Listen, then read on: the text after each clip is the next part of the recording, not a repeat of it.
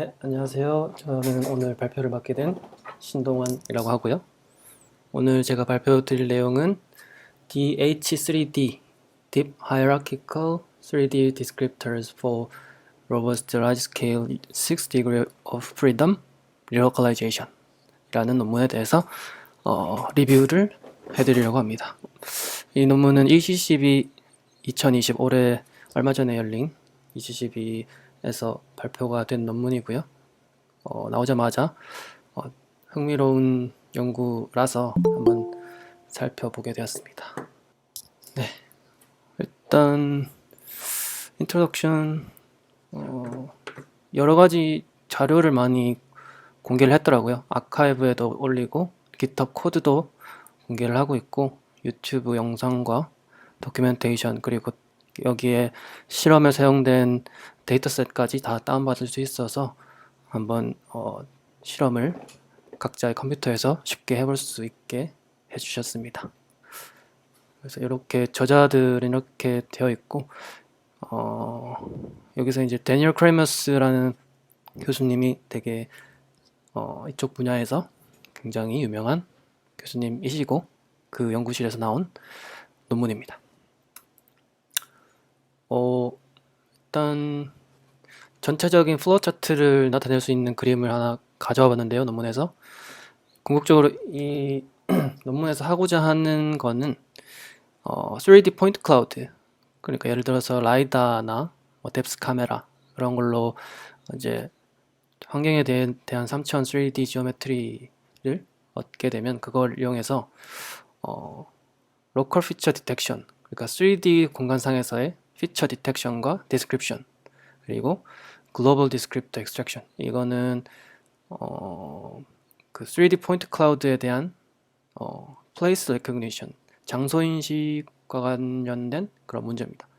그래서 이런 부분들에 대한 문제를 정의하고 이거를 딥러닝 기반의 방법들로 해결하고자 한 그런 논문이고요. 전체 플로우 차트는 이런데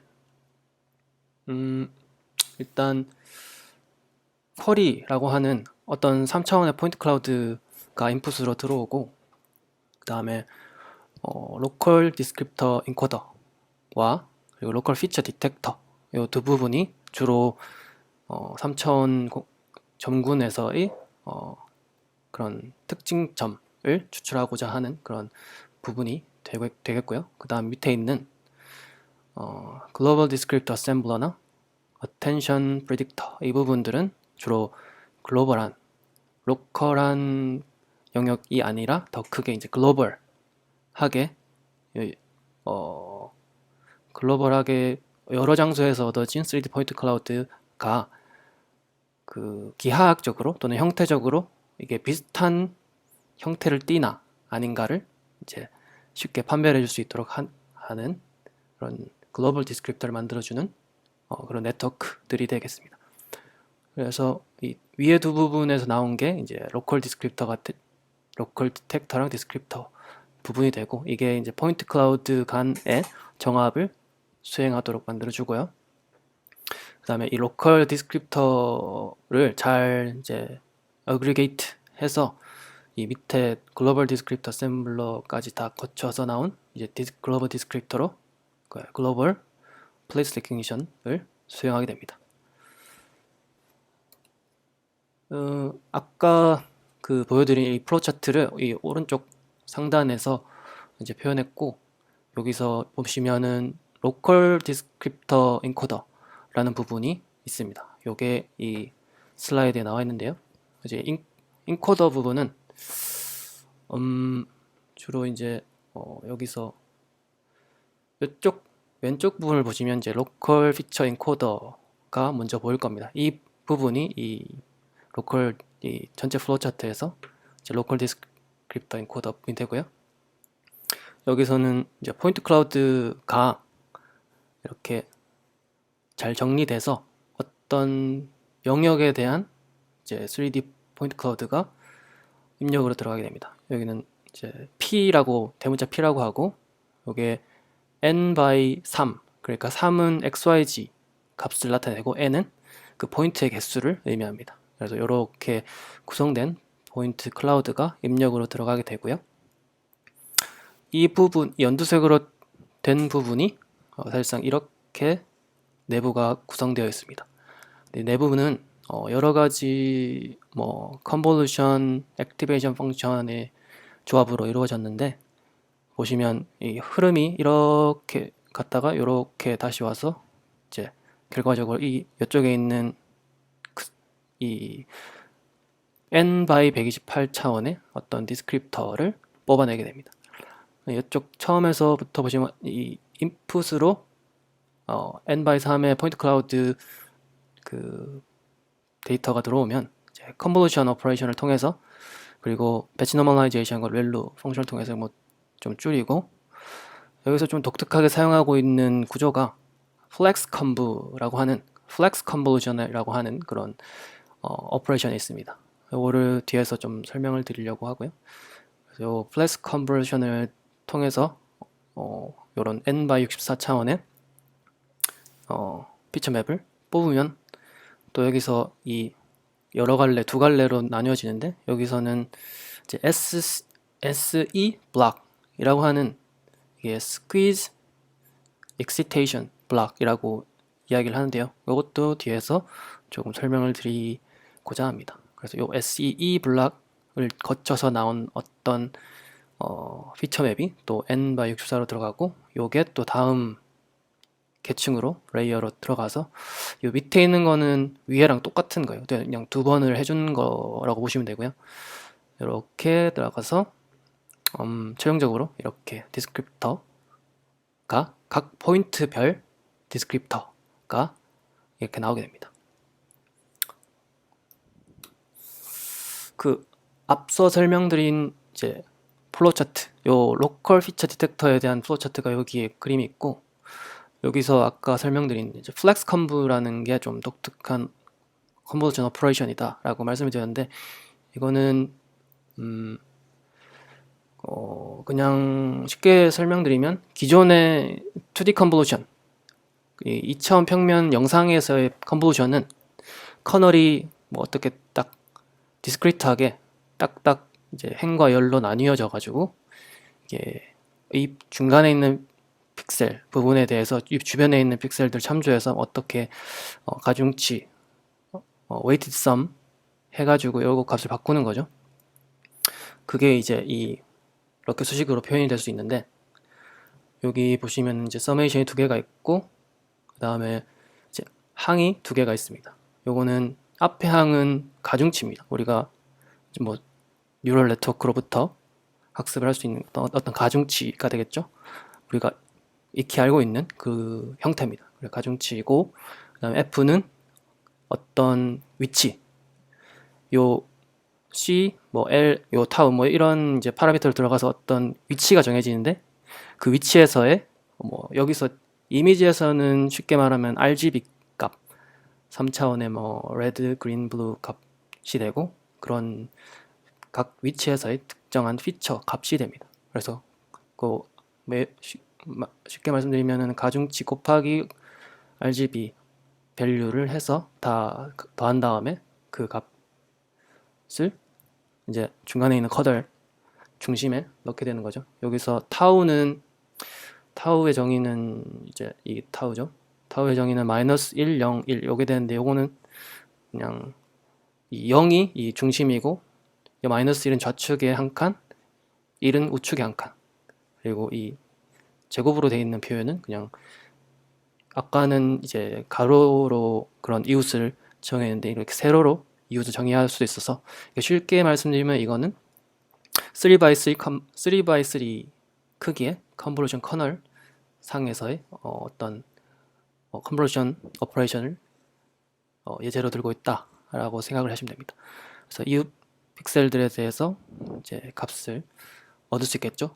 근데 이게 이러한 이제 기존의 컨버전 연산은 디스크리트한 형태, 이웃의 정의가 딱 정해져 있는 거죠. 왼쪽으로 한 칸, 오른쪽으로 한 칸, 위로 한 칸, 이렇게 딱딱 나눠져 있는데, 근데 포인트 클라우드에서는 이게 그 어떤 포인트에 대한 이웃을 쉽사리 정의하기가 어렵다는 것이죠. 왜냐하면은 디스크리트한 공간이 아니고 컨티뉴어스한 공간이고 real value의 로케이션을 넣어줘서도 잘 동작되는 어떤 컨볼루션 오퍼레이션을 만들어야 되는데 그게 이제 플렉스 컨볼루션의 목적입니다.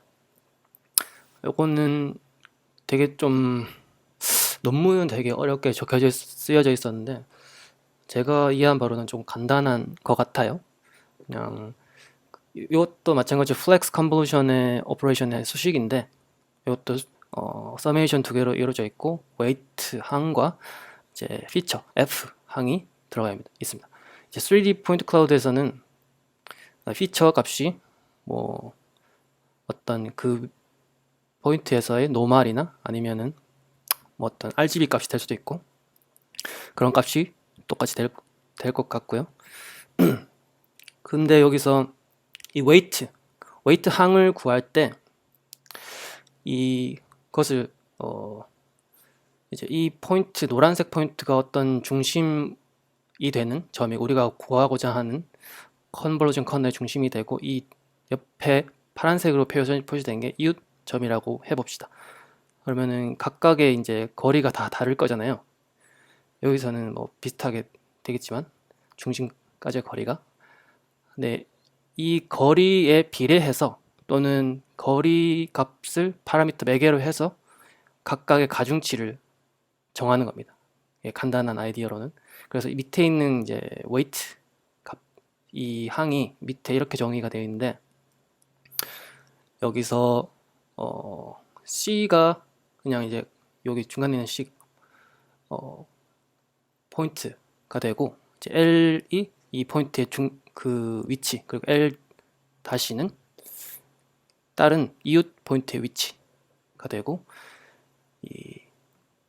요거는 세타 C, 세타 B 요거는 이제 뉴럴 네트워크에서의 가중치 가중 그러니까 학습을 할 수 있는 어떤 웨이트들이 됩니다. 이 뉴럴 네트워크에서의 웨이트인 것입니다. 그래서 요게 이제 학습이 되는 거죠. 그래서 이게 주어지고 이 위치에 대해서 이 수식이 이렇게 지워지는데 L과 L 대시 간의 차이 요거는 다시 말하면 이 L 중심 점과 이웃 점 간의 차이 이게 뭐 거리가 되겠죠. 거리와 그 다음에 학습으로 이루어진 이제 웨이트 가중치 뉴럴 네트워크 상에서의 가중치에 이제 스컬러 프로덕트로 인해서 얻어지고 그 다음에 거기에 바이어스 텀을 더해서 어떤 가중치가 정해집니다. 그러면은 이제 거리에 디펜던트하게 이 가중치 값이 요 컨볼루션 오퍼레이션에서의 가중치 값이 정해지겠죠.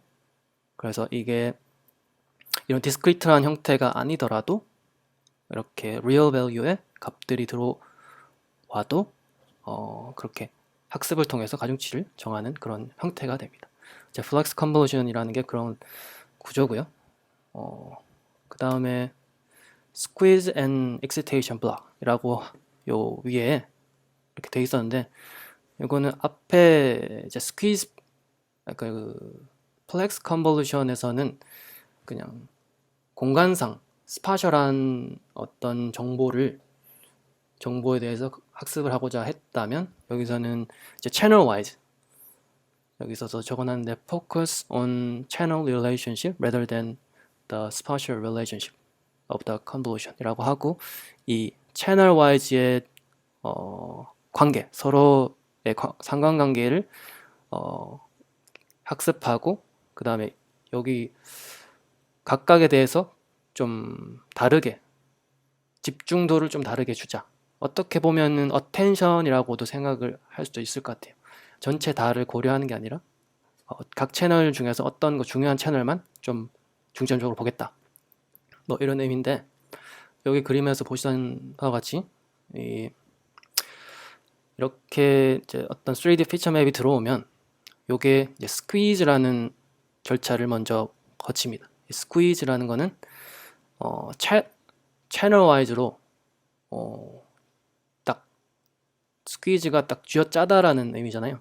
그래서 되게 뭔가 정보를 압축하는 그런 형태입니다. 그래서 여기서는 글로벌 에버리지 풀링으로 이 스퀴즈 오퍼레이션을 대신했고, 이렇게 이 채널 와이즈로 줄어든 그런 1차원의 벡터가 나오면 이거를 익시테이션, 이 과정을 거쳐서 이렇게 색깔이 다르게 입혀졌는데, 말 그대로 어떤 중요도를 좀 다르게 어떤 채널이 뭐 어떤 게 더 중요한가 뭐 이런 거를 채널 와이즈로 스케일링을 다르게 합니다. 이 부분이 이제 뒤에 있는 이쪽 fully convolutional NeLU 펑션, fully convolution, 그리고 시그모이드 펑션. 이제 시그모이드 펑션이 출력값이 0에서 1 사이잖아요. 그래서 0에서 1 사이로 각각의 값이 나오게 되는 거죠. 그래서 어느 게 얼만큼 더 뭐 값을 더 중요하게 볼 것인가를 여기 이 정보가 가지고 있고, 그거를 이게 여기 스케일이라는 것에서는 원래의 인풋 3D 피처 맵과 요 스케일링 팩터를 곱해서 요거를 이제 이렇게 색깔 입혀진 또는 뭐 조금 더 달리 값이 들어간 어떤 아웃풋의 값이 나오게 된다는 거죠.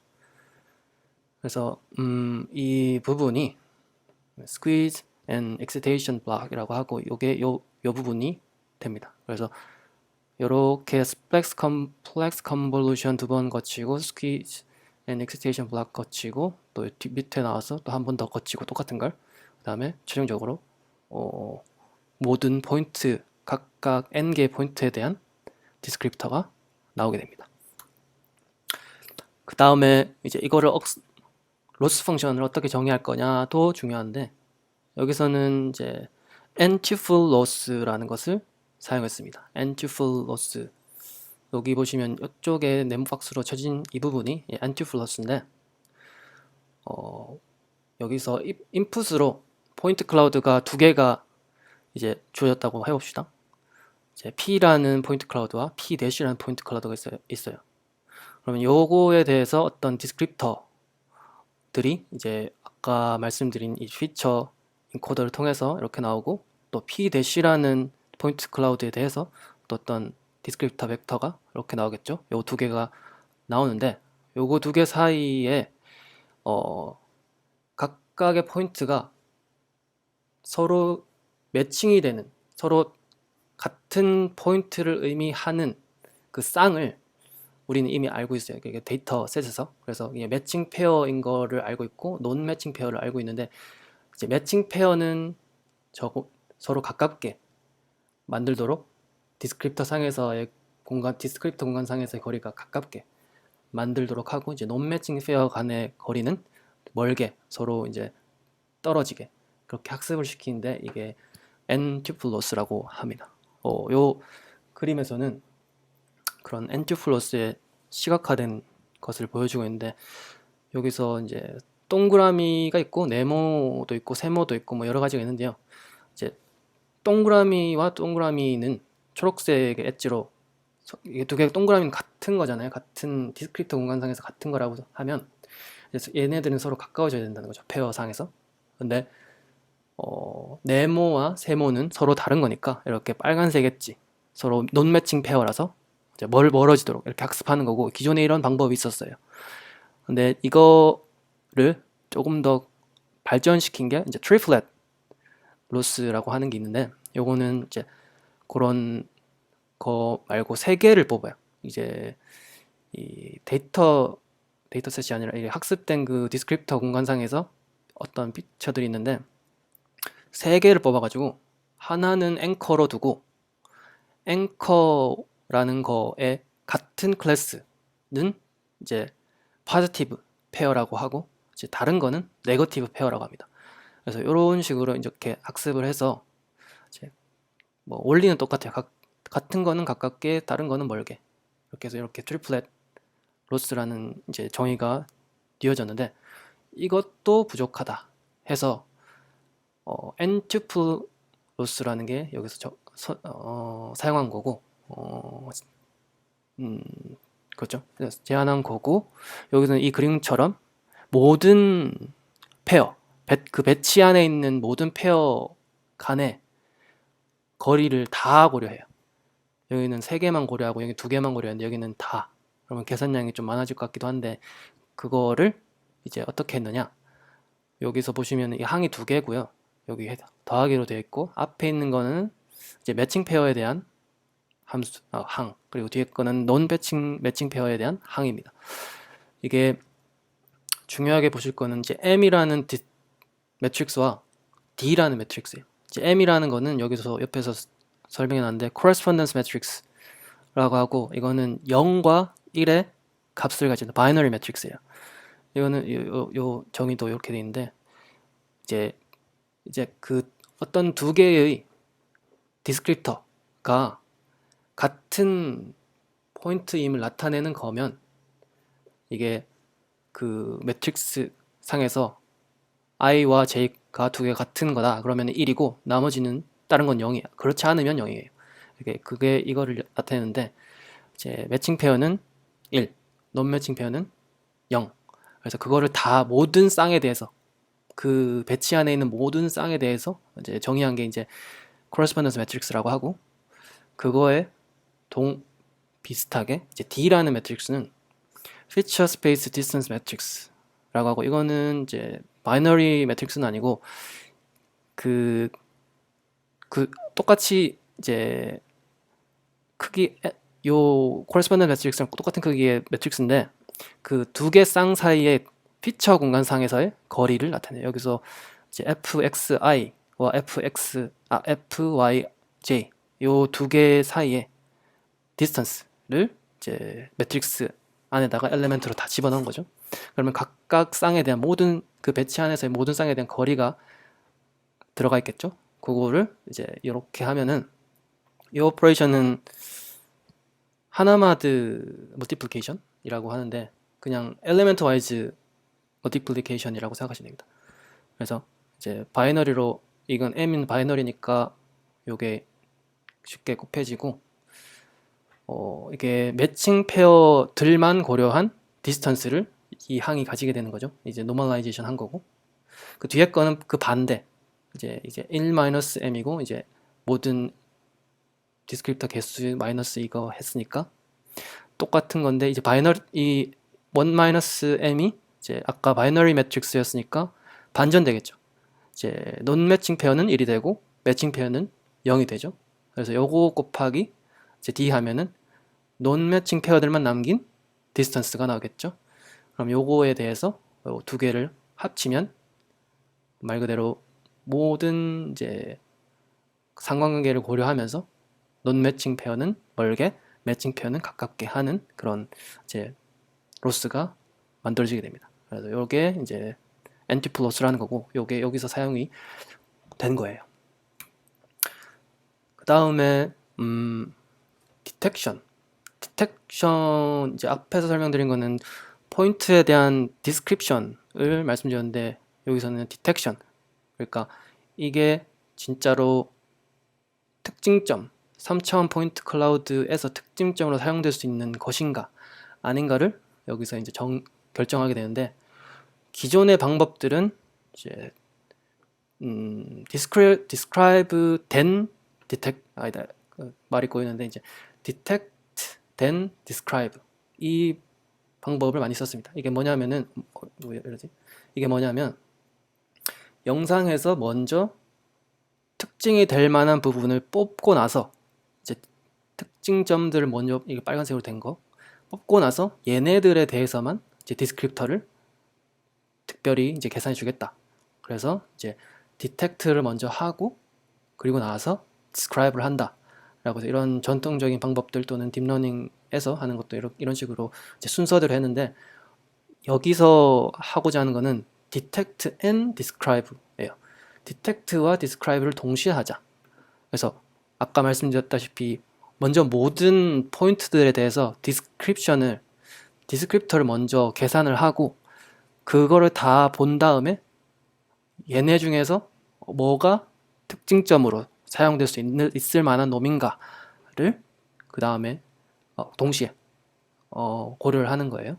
그래서 이렇게 이 접근법을 쓰는데 이걸 하기 위해서 이제 로스 펑션은 이렇게 되어 있고 네트워크 구조는 이렇게 되어 있습니다. 이거는 이제 이 뒤에 있는 이 전체 그림에서 요 두 번째 있는 이 로컬 피처 디텍터가 되는데, 이거는 그렇게 복잡한 건 아니고 아까 우리가 얻은 이제 디스크립터 벡터들을 입력으로 가지고 요거에 이제 컨볼루션 연산의 연속, 그리고 그래서 이제 쭉쭉쭉 줄여나가는 거죠, 차원을. 그리고 마지막에 시그모이드 펑션으로 마무리를 해주는 겁니다. 그러면은 각각의 포인트들에 대한 0에서 1 사이에 어떤 뭐 컨피던스, 여기는 컨피던스 코어 맵이라고 하는데, 그런 값들을 이렇게 가지게 됩니다. 이 s라는 값이. 그럼 이 값이 여기서 나오는 거고, 요거를 요 디텍터에 대한 로스로 사용하게 됩니다. 그러면 요걸 보면은, 요것을 보기 전에 살펴봐야 되는 게 AR이라고 하는 항이 있어요. AR이라는 것은 Average Successful Rate라고 해서 평균 성공률, 이렇게 뭐 번역할 수 있는데, 요거는 이제 이 노란색으로 줄쳐진 부분을 봐도 아시겠지만, 이제 포인트 클라우드가 하나가 있고 그 주변으로 그 어떤 이 코렉트한 네이버 포인트들을 모두 이제 이제 구해서 그 네이버 셋 안에 하나라도, 그러니까 여기서는 이제 최소한 하나의 correct한 correspondence, 진짜 그 페어가 있으면 이게 CIJ가 1이거든요. 그렇지 않으면 0이고, 그래서 이게 K가 이웃의 크기를 점점 늘려나가면서, 뭐 여기서는 뭐 한 8, 10, 이제 1에서 8, 뭐 이렇게 늘려나가면서 그 범위를 점점 늘려나가는데, 그 안에 이제 진짜 코레스폰던스가 속해 있으면은 1이 되겠죠.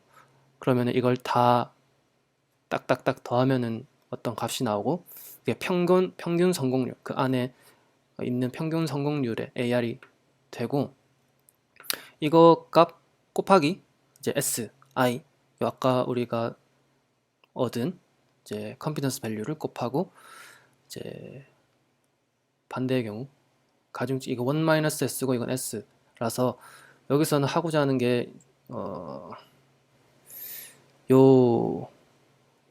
이 로스가 최소화 되려면은 또 네트워크가 이제 SI가 0에 가깝게 to be close to zero, 그러니까 AR이란 값이 높게 되도록 이렇게 만들어야 됩니다. 이 강제를 하는 거죠. 그래서 이 네트워크 자체가 이 AR이란 게 높이 나오도록 이 디스크립터 네트워크가 학습이 됩니다. 그리고 나서 여기까지가 로컬 피처 디텍션에 대한 내용이었는데, 그 다음으로 이제 글로벌 디스크립터에 대해서 설명을 드리면, 아까 처음에 보여드렸던 플로우 차트에서처럼 이제 글로벌 디스크립터 어셈블러가 이렇게 있고, 요게 요 부분이 됩니다. 여기서는 이제 앞에서 계산한 로컬 디스크립터, 여기서 계산한 로컬 디스크립터를 사용해서 요것들을 잘 애그리게이트 해서 이 포인트 클라우드 전체에 대한 어떤 대표 벡터를 만들고자 합니다. 그게 글로벌 디스크립터고요. 그래서 여기서 보면 요 포인트 클라우드가 들어오고 가고, 이제 로컬 피처 디코더를 아까 설명드린 그걸 거쳐서 n by 128의 디스크립터가 나오면, 여기에서 아까 설명드린 플렉스 컨볼루션을 거쳐서 어떤 각각의 피처 맵이 나오겠죠. 그러면은 여기서는 넷블라드 레이어라는 게 있는데, 이제 넷블라드 레이어는 이전에 이제 이용희님이 발표해 주신 내용 중에서도 넷블라드 레이어에 대한 설명이 있습니다. 동영상으로 이제 에이지스트 발표할 때 해주셨던 그 내용이 있어서 이걸 참고하시면 되겠지만, 쉽게 말씀드리면은 이 순서에 상관없이 이 포인트 와이즈의 이제 익스프레션이 들어오는데, 이거를 순서에 상관없는 어떤 피처 맵으로 이렇게 아웃풋을 내주게 됩니다. 그래서 이 레이어를 거쳐서 나온 64바이 1024의 벡터가 나오면 이거를 또 좀 가공해서 fully convolution이랑 L2 normalization 해서 1by 256의 global descriptor로 만들어내게 됩니다. 네, 그래서 최종적으로 여기서 나오는 거는 이제 global descriptor가 되고요. 그 다음에 이제 attention map predictor가 이것도 약간 뭐 attention 모듈 비슷한 걸 사용한다라고 했는데 이 여기에 인풋은 이제 아까 얻어낸 로컬 피처들의 이제 n by 1024의 이제 피처 맵이 들어오면 요거를 컨볼루션 오퍼레이션을 하고 소프트맥스를 해준 겁니다. 각각에 대해서 어텐션 웨이트 맵을 계산을 할 수 있습니다.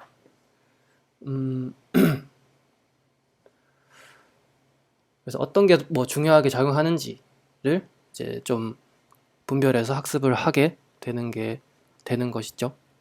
그래서 이렇게 되고 여기까지가 전체적인 구조와 학습 프로세스에 대해 설명을 드렸고 그 다음에 실험 결과인데 네트워크를 학습할 때 여기서는 로컬 파트 그러니까 아까 포인트별로 이제 디텍션과 디스크립션을 하는 그런 네트워크 부분이 이 로컬 파트 학습이 되고 이제 글로벌 파트는 이제 포인트 클라우드 전체에 대해서 어떤 하나의 벡터가 나오는데 그거를 이제 어떻게 학습할 거냐 이렇게 두 개가 됩니다. 로컬에서는 로컬과 글로벌 모두 이제 일단 사용한 데이터셋은 옥스퍼드 로봇카 데이터셋이라고 하는 그런 데이터셋이 있고 이거를 논문에서도 이야기하고 있지만 이제 데이터셋 생성 방법은 3D 피처넷 그리고 포인트넷 블라드라는 이 논문들이 있어요. 이 안에 있는 논문 그 데이터 학습 데이터 가공 방법을 사용했다고 합니다. 그것에 대해서 각각 간단하게 설명을 드리면 이제 일단 로컬 파트는 여기 내부에 로봇카 데이터셋에 이게 뭐냐면은 이제 이런 경로를 이렇게 또 쭉 돌아다니면서 이제 라이다를 장착한 어떤 차량이 돌아다니면서 이제 수집을 해요. 주변 환경을. 그래서 이렇게 여기선 경로만 나타내는데 여기에 대한 맵을 다 가지고 있는 거죠. 맵 슬램을 통해서든지 그렇게 해서 그게 전체 아마 한 40개 한 그 정도 규모로 있을 겁니다. 몇십 개가 있는데 그 중에서 35개 경로는 이런 맵이 35개 뭐 40개가 있는 거죠. 35개는 학습용으로 그리고 5개는 테스트용으로 평가용으로 사용을 했고 서브맵 생성 방법은 그 전에 이제 글로벌 파트는 23개, 21개 이렇게 테스트와 트레이닝을 나눴고 서브맵 생성 방법은 동일한데요. 이거는 이 경로별로 10m 간격으로 이렇게 맵이 이렇게 그려져 있어요. 3D 포인트 클라우드로 10m 간격으로 서브맵을 추출하는데 서브맵은 약 20m의 궤적을 가진 형태로 만들어져서 그 20m 규모의 포인트 클라우드가 있고 그거를 0.2m의 복셀 그리드 필터를 거쳐서 다운샘플링을 했습니다. 그럼 각각에 대해서 서브맵이 나오게 되겠죠. 그러면 이제 여기서 매칭 쌍을 만들어야 되는데 이 로컬 파트에서는 그냥 어떤 하나 영역에 대해서 요게 만약에 이게 20m 궤적의 서브맵이다 라고 하면 이 부분을 하나 딱 떼와서 가상의 로테이션, 랜덤한 어떤 로테이션을 적용합니다. 이거는 그냥 3D 그래프 프리덤으로 이렇게 다 로테이션 하는 게 아니라 지면에 얼라인된 상태로 지면에 이제 얼라인이 되어 있는 상태로 로테이션을 수행해서 그러니까 회전만 좀 다르고 형태는 똑같죠. 그래서 두 개의 그런 회전만 다른 그 두 개의 포인트 클라우드를 이제 매칭 쌍으로 만들고 그거를 이제 네트워크에 넣어서 포인트 클라우드 레지스트레이션 했을 때 잘 된다. 그러면은 잘 학습이 된 거죠. 근데 거기에 이제 그냥 하는 게 아니라 가우시안 노이즈를 추가해서 좀 챌린징하게 만들었습니다. 그 다음으로 글로벌 파트는 이제 똑같이 이제 어떤 서브맵을 만들었는데 거리를 우리가 이미 알 수 있죠. GPS 센서 같은 걸로 일단 각각에 대해서 포지션 정보를 알 수 있을 텐데 이 두 개의 여기서는 뭐 겹치는 어떤 게 있겠죠. 여기에 네모 쳐진 게 있고 또 여기 같은 영역, 오버랩되는 영역이지만 약간 거리가 조금 다른 그런 건데 그거는 10m 안에 있는, 그러니까 약간 거리가 다르지만 그렇게 많이 차이 나지 않고 10m 정도의 차이가 나는 그 두 개의 서브 앱을 구할 수가 있겠죠. 그거는 이제 3D 포인트 클라우드 상에서 구조는 기하학적인 구조는 다르지만 어느 정도 오버랩이 존재하는 상태죠. 그거를 이제 매칭 페어로 정의하고, 그리고 50m 밖에 있는 것, 50m 밖에 있는 거는 만약에 이 포인트 클라우드 서브맵과 이 포인트 클라우드 서브맵 두 개는 겹치는 영역이 전혀 없잖아요. 구조적으로, 기하학적으로. 그래서 두 개는 논 매칭 페어, 아예 다른 포인트 클라우드다 라고 해서 이렇게 논 매칭 페어로 정의하고 이거를 이제 학습용 데이터로 사용했습니다. 첫 번째로 이제 사용한 메저가 3D 키포인트 리피터빌리티, 뭐 재현성이라고도 보면 되는데 여기서는 이제 키포인트 디텍터의 성능을 평가하고자 했습니다.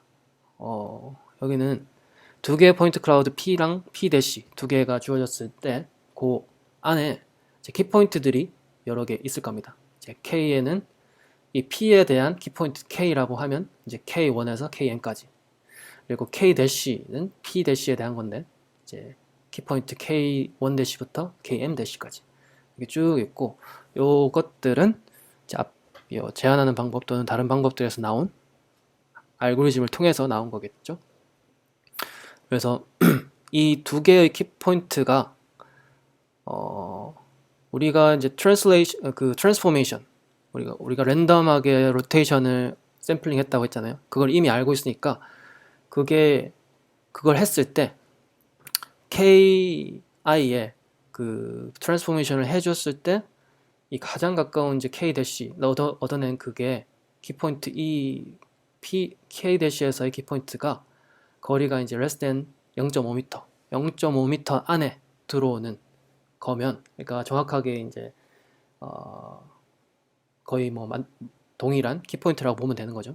그래서 그거가 있으면은 이제 성공했다는 거고, 그거의 개수를 KREP라고 합니다. 성공한 거의 개수. 그리고 이거 K는 전체 키포인트의 개수. 그 비율을 이제 나타내는 거고, 그게 이제 repeatability라고 하는데, 이 표를 보면 이제 세로축은 repeatability 퍼센테이지를 나타내고 이제 가로축은 키포인트의 개수, 키포인트를 늘려감에 따라서 그 안에 얼마나 이제 성공적으로 찾은 게 있냐 비율을 따져봤을 때 이렇게 쭉 뭐 다른 알고리즘들이 있는데 이제 빨간색이 여기서 제시하는 DH3D가 되고 이렇게 되어 있습니다. 이게 높으면 높을수록 좋은 건데 거의 뭐 다른 알고리즘들보다는 이제 좋은 이제 성능을 보이지만 유독 하나의 이제 USIP라고 하는 이 알고리즘의 성능보다는 떨어져요. 여기서 이제 주장하는 바는 USIP라는 거는 퓨어 디텍터, 디텍션만 하는 이제 알고리즘이고 이제 디스크립션을 하는 부분은 없어요. 그래서 뭐 성능이 좋다. 우리 거는 이제 디텍터도 하고 디스크립터도 한다. 그래서 뭐 좋다. 뭐 이런 이야기를 하고 있습니다.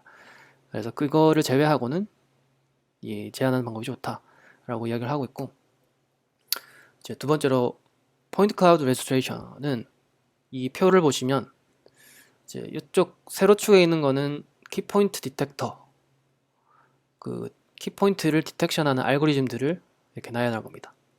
이렇게 뭐 여러 가지가 있고요.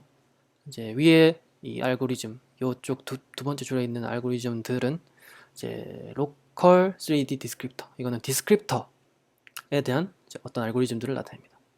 여기는 디텍터, 여기는 디스크립터. 그래서 이 디텍터는 이걸 쓰고 디스크립터는 이걸 썼을 때 두 점군을 정합했을 때 그 에러 값을 이렇게 나타내는 거예요. 이 에러 값은 이 RTE,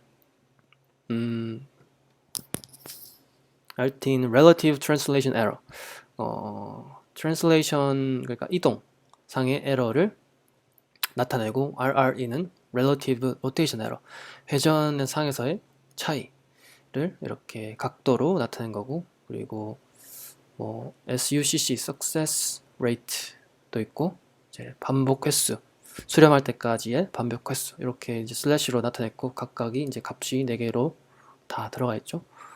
여기서 보시면 이렇게 음영 처리를 해서 각각의 이제 매저별로, 각각의 이 에러 값별로 베스트와 세컨드 베스트, third 베스트를 이렇게 나타냈는데, 사실상 전체를 놓고 봤을 때 요 알고리즘이 제일 좋거든요. 요거를 뭔가 하니 제일 좋은 게 맞나? 요 부분이 뭐냐 하면은 이제 USIP 알고리즘이랑 3D FitNet, 이거를 이제 교차해서 사용했을 때를 이게 제일 뭐 좋은 성능을 보이는 것처럼 보이고, 대신에 이제 DH3 이게 제한하는 방법인데, 여기서 이거랑 이제 디텍터는 이걸 쓰고 디스크립터는 이걸 썼을 때 이런 정도의, 근데 뭐 이거랑 거의 비슷해요. 0.28이 0.28이면은 이제 좋은 성능을 보이고 있죠. 이거는 좀 이게 더 좋긴 하지만요.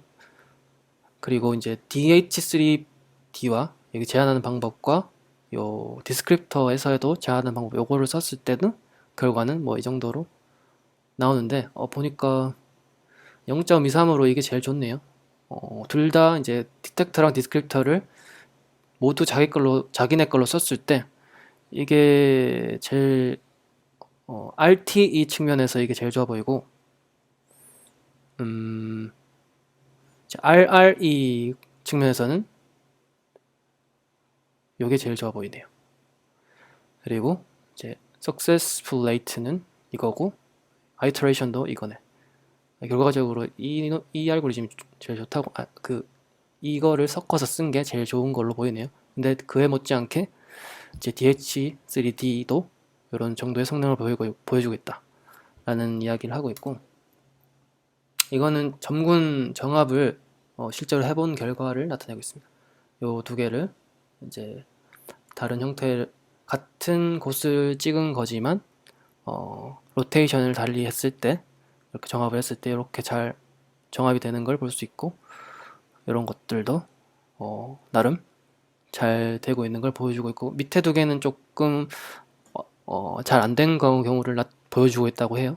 약간은 미스얼라인 된 결과를 보여주고 있습니다. 그리고 포인트 클라우드 리트리버는 이거는 글로벌 디스크립터에 관한 건데요.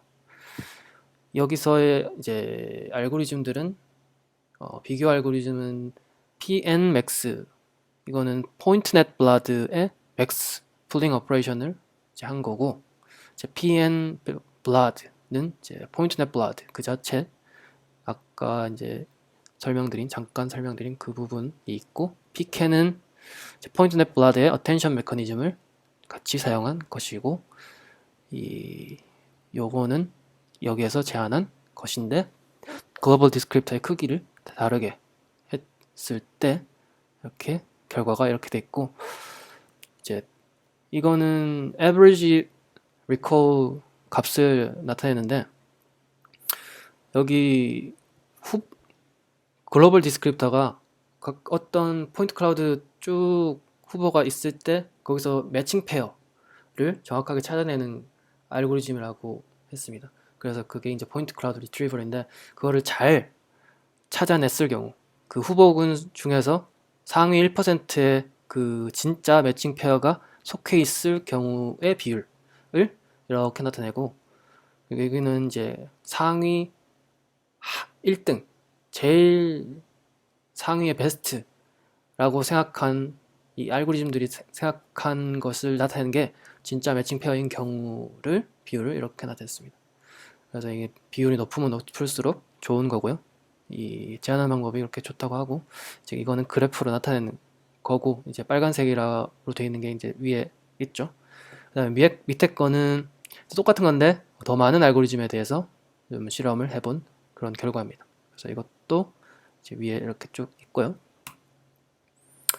이거는 이제 포인트 클라우드 리트리버를 시각화해서 보여준 것입니다. 이 포인트 클라우드 서브맵들이 이렇게 쭉 있는데 제일 이제 좌상단에 있는 점군이 쿼리 포인트 클라우드라는 게 이 맵 상에서 요 포인트 클라우드랑 제일 비슷한 애를 찾아라 라고 했을 때 이제 상위 5개를 이제 시각화한 거예요. 그러면은 이제 요거랑 다른 놈들이랑 어떻게 어디서 뽑은 건가를 봤을 때 요 만약에 쿼리 타겟이 요 위치에 있으면은 이제 탑 상위 뭐 한 3개 정도는 요 같은 거 위치에서 보여주는 걸 알 수 있죠. 그러니까 잘 찾은 거죠. 플레이스 레코그니션을 잘 한 거죠. 근데 다른 거 2개는 좀 못 찾은 경향도 있고, 이 다른 그림들도 마찬가지로 타겟의 경우는 여기 있고 이제 여기에 좀 몇 개를 찾아주고, 이 밑에 거는 이제 쿼리 날린 그 부분에서 거의 모두 잘 이제 찾아주는 것을 확인할 수 있습니다. 잘 동작을 한다는 거죠. 또 한 가지 재밌는 실험이 이제 Application to Visual SLAM이라고 하는데, 이거는 아까는 라이다 센서를 이용해서 얻은 3D 맵에서 이제 서브 맵을 구하고 그거에 대한 포인트 클라우드 레지스트레이션이랑 포인트 클라우드 리트리버를 했습니다. 근데 여기서는 비주얼 슬램, 그러니까 카메라만 이용해서 얻은 이제 3D 맵을 구했을 때 그 이제 전체 자체가 달라진 거죠. 라이다에서 카메라로. 그런 경우에도 똑같이 적용이 될 수 있는가를 보여주는 거고, 그게 성공적으로 뭐 잘 이제 아까 매즈랑 똑같은데 잘 동작하는 걸 보여주고 있습니다. 아까 이제 제일 베스트로 나왔던 게 USIP랑 3D 피트넷이 제일 이제 좋은 성능을 보였는데 라이다 쪽에서는, 근데 여기서는 비주얼 슬램 쪽에서는 이제 이것 DH3D로 한 게 잘 보여준다. 다시 말하면은 제너럴라이제이션 성능, 일반화 성능이 좋다라고 인식이 될 수 있습니다. 이거는 그림 실제 이제 포인트 클라우드 이제 비주얼 슬램으로부터 얻은 점군 사이의 정합을 이제 보여주고 있는 것인데요.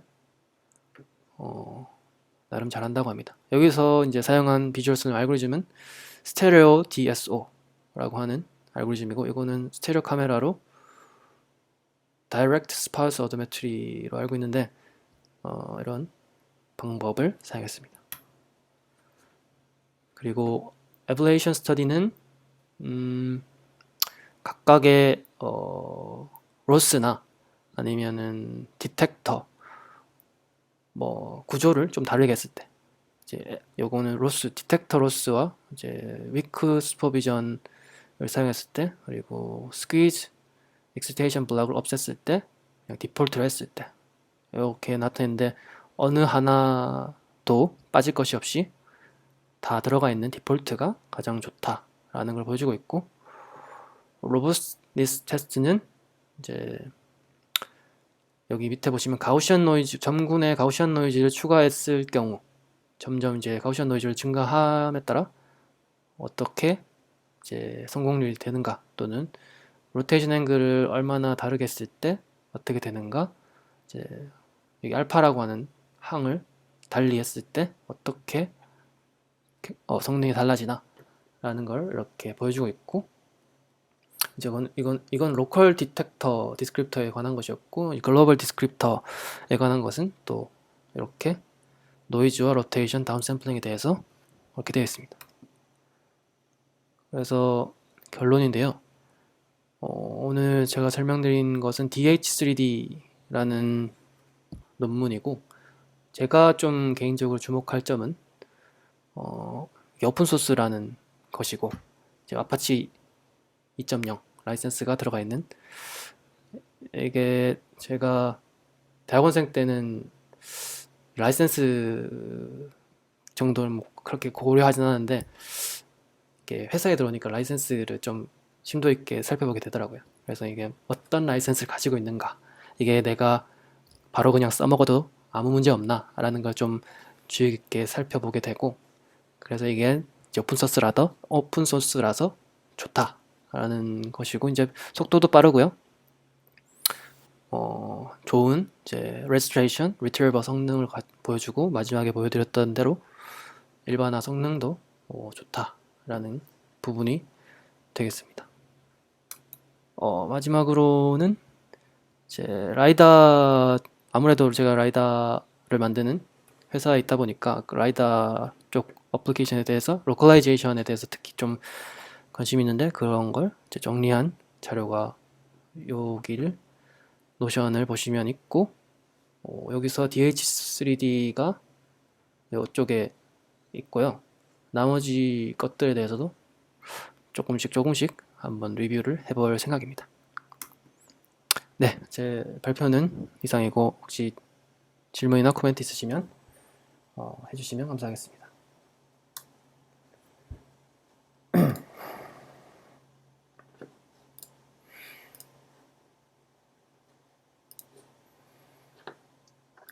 제가 질문 하나 드려도 괜찮을까요? 네, 원래 컨볼루션이라는 게 네. 계속 취하고 취하면은 데이터가 줄어드는 거지 않았나요? 저희가? 그거는 크기에 따라서 좀 다르죠. 스트라이드나 네, 아니면은 필터 커널의 크기에 따라 좀 다르긴 할 텐데, 일반적으로는 뭐 네, 줄어든 형태로 알고 있죠. 네.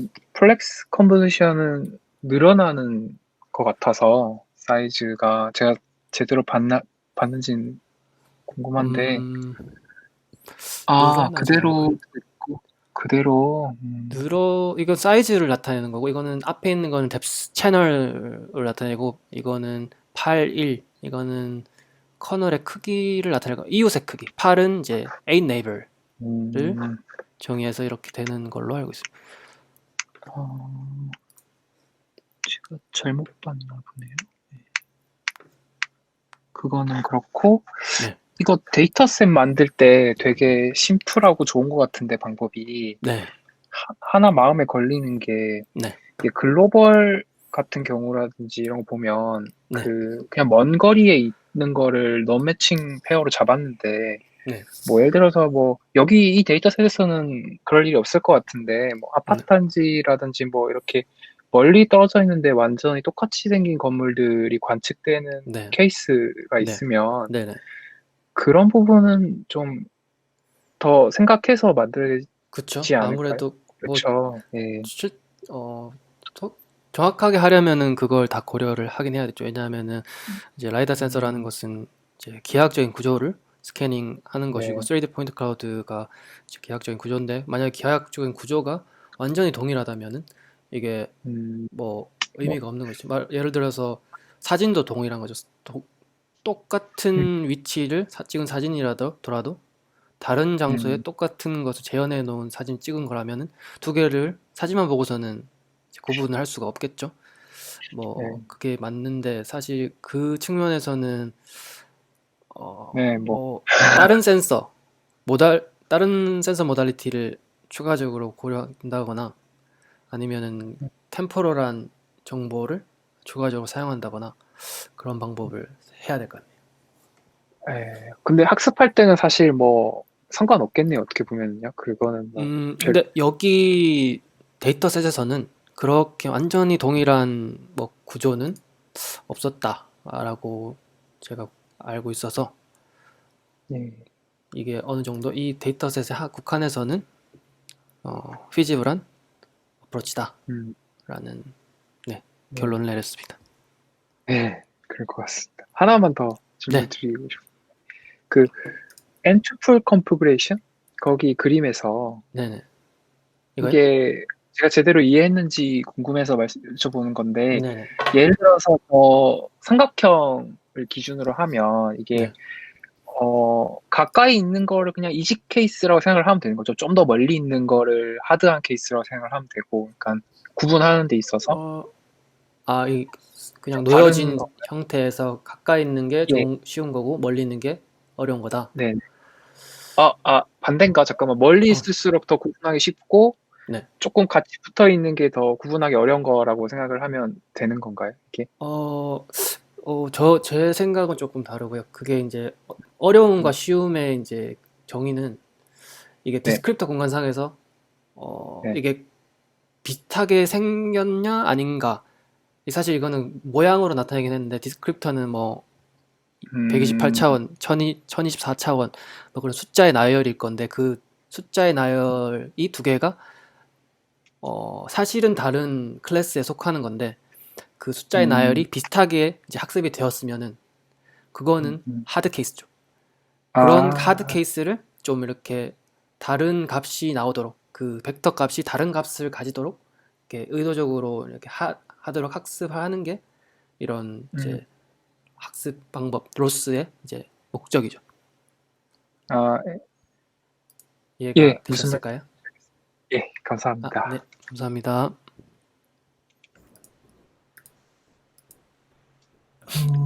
저도 간단한 질문 하나가 있는데, 네네. 그 6페이지에서 네, 그 채널 말씀해 주셨는데, 네, 여기서 포인트 클라우드 도메인에서 채널이라는 게 따로 네. 정의가 돼 있는 건지, 아니면은 저 특징 벡터 개수를 말하는 건지. 여기서는 특징 벡터를 말합니다. 그냥 포인트 아, 클라우드에서 정의된 거라기보다는 어차피 이제 3D 인풋은 이제 3차원 3채널로 이렇게 들어오는데 3채널이라 함은 XYZ 값이 되겠죠. 근데 이거를 이제 이 앞에 인코더를 거침에 따라서 더 많은 이제 여기서는 32차원 채널짜리 컨버전 오퍼레이션을 하면서 이렇게 늘어나고 막 이렇게 되는 거라서 이제 피처 맵 공간상에서의 그 채널을 의미한다고 생각하시면 됩니다. 네, 감사합니다. 네,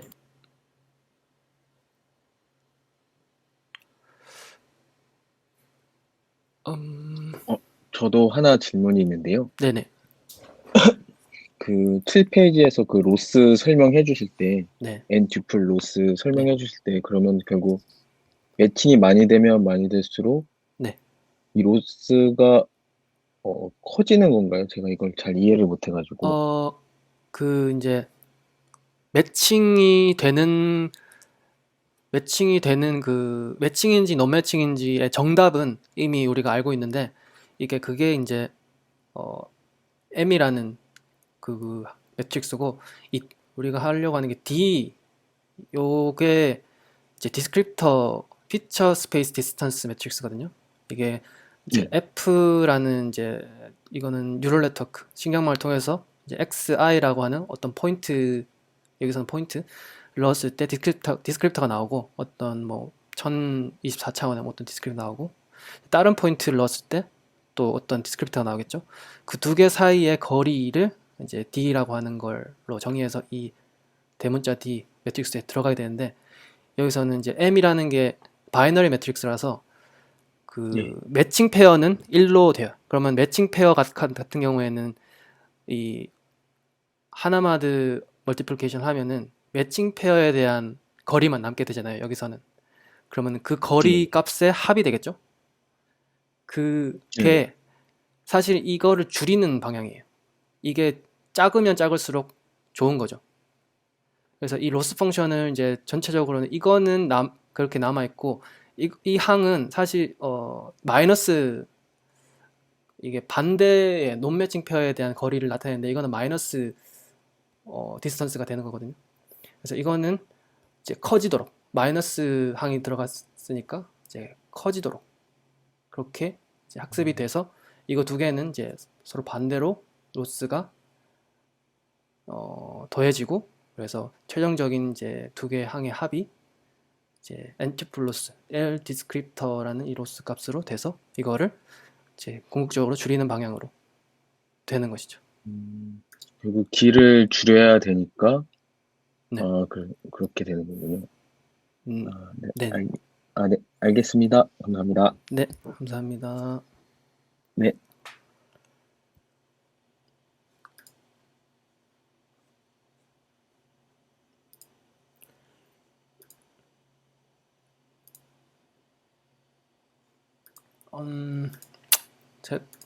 제 코드를 좀 가져오긴 했는데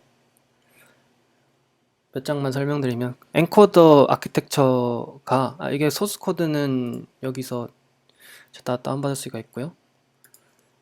요거는 뭐 이런 식으로 사실 이제 플렉스 컨볼루션 이런 식으로 스테이지 1, 스테이지 1, 스테이지 2 이렇게 해서 쭉쭉 나가게 되고 그런 다른 것들도 이렇게 넣어두긴 했는데 시간이 많이 지체된 것 같아서 일단은 이제 넘어가도록 하겠습니다. 더 이상 질문이 없으시면 오늘 제 발표는 여기까지 하도록 하겠습니다. 네, 수고하셨습니다.